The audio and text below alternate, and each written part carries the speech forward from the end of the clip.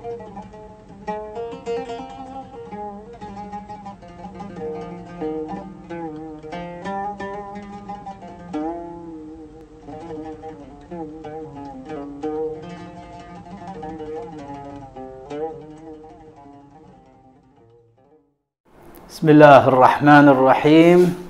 Wa sallallahu ala sayyidina Muhammadin wa alihi at-tahirin.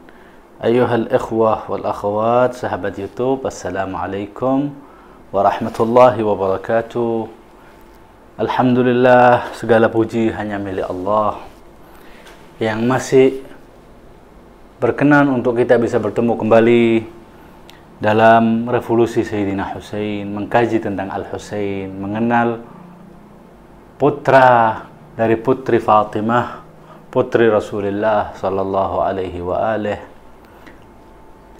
Perjalanan beliau telah sampai setelah Zurud. Saya akan bacakan bahwa kita telah melalui berbagai macam perjalanan, dimulai dari keluar dari Makkah menuju Tan'im, yang kedua As-Saffah atau Sifah, lalu Datul Urq, lalu yang kelima Al-Hajiz, Ba'dul Uyun, Huzaimah, Zurud, Sa'labiyah, dan kita saat ini sampai ke tempat yang disebut dengan Syuquq. Syuquq adalah tempat ke-9 yang Al-Husain rehat, berhenti di situ untuk melepas letih perjalanan panjang. Beliau melakukan perjalanan 1400 km lebih dari negeri Hijaz menuju ke negeri Irak. Tujuannya Kufah, lalu beralih ke Karbala. Bagaimana itu? Ikuti terus kajian ini. Kini Al-Husain sampai di Syuquq, tempat ke-9. Beliau telah meninggalkan Aradil Hijaziyah, telah meninggalkan tempat Hijaz atau negeri Hijaz, yaitu Saudiyah saat ini, yang dulunya disebut dengan Hijaz, telah hendak memasuki ke Aradil Iraqiyah, masuk ke negeri Irak.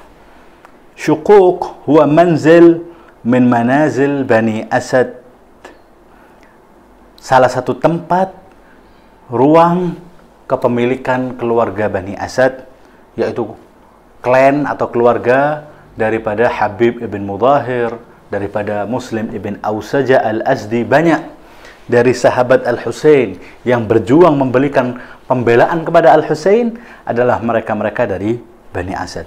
Wal-Husain singgah di tempat itu, rehat di Syuquq. Lalu di tempat itu bertemu dengan seorang Aqbala minal Kufah, orang asli Kufah. Sampai di tempat itu, fasa'alahu, lalu Imam bertanya bagaimana orang Kufah. Seperti biasanya, akan tetapi Al-Husain telah mendapatkan banyak informasi bahwa telah terbunuhnya Muslim, telah terbunuhnya Hani ibn Urwah, seorang sahabat yang memberikan perlindungan kepada Muslim, memberikan suaka kepada dia untuk tinggal di rumahnya, dan dia pun dihabisi oleh rezim pemerintahan saat itu, yaitu Ubaidillah ibn Ziyad selaku gubernur Kufah pada saat itu. Lalu fasa'alahu faqal, Imam Husain bertanya kepada orang Kufah tersebut, dan orang itu berkata, innahum mujmi'una alaik. Wahai Al-Husain, wahai adinda daripada Al-Hasan, saat ini mereka telah sepakat, mujmi'una alaik, mereka sepakat untuk menghabisi dirimu.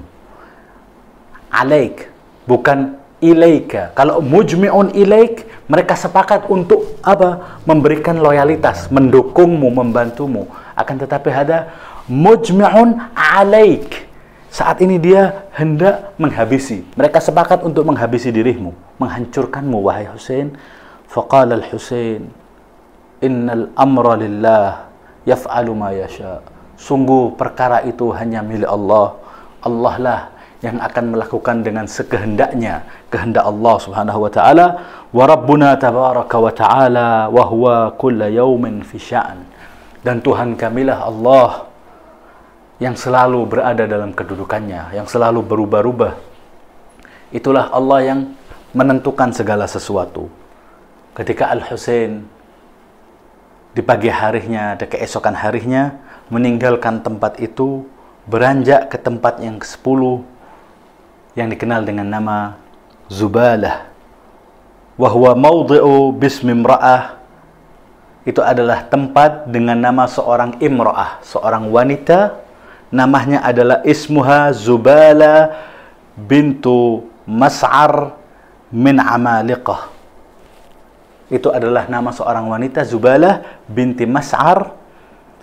Tempat tersebut terdapat hasin wa jami' li Bani Asad. Terdapat satu tempat jami' untuk perkumpulan, untuk salat, di situ disebutnya seperti masjid jami' begitu, perkumpulan, dan hasin. Hasin adalah ada sebuah benteng kepemilikan dari keluarga Bani Asad. Wa huna sami'a bimaqtal Abdullah ibn Yaqtur. Di tempat itulah Al-Husain mendengar kabar terbunuhnya delegasi kesekian kalinya, delegasi Sayyidina Husain yang bernama Abdullah ibn Yaqtur, karena beliau setelah mengutus Muslim, memberangkatkan orang, mengutus lainnya, kitab yang terakhir ketika beliau sudah beranjak keluar masih mengirimkan seorang delegasi lagi, yaitu Abdullah ibn Yaqtur. Siapa itu Abdullah ibn Yaqtur? Bagaimana lalu sampai terbunuhnya? Kita akan jelaskan, kita akan ceritakan tentang delegasi tersebut, yaitu Abdullah bin Yaqtur, di pertemuan selanjutnya. Dan kita akan bacakan khutbah Al-Husain ketika mendengarkan kabar itu di hadapan para sahabatnya. Ikuti terus. Wassallallahu ala sayyidina Muhammadin wa alihi at-tahirin. Assalamualaikum warahmatullahi wabarakatuh.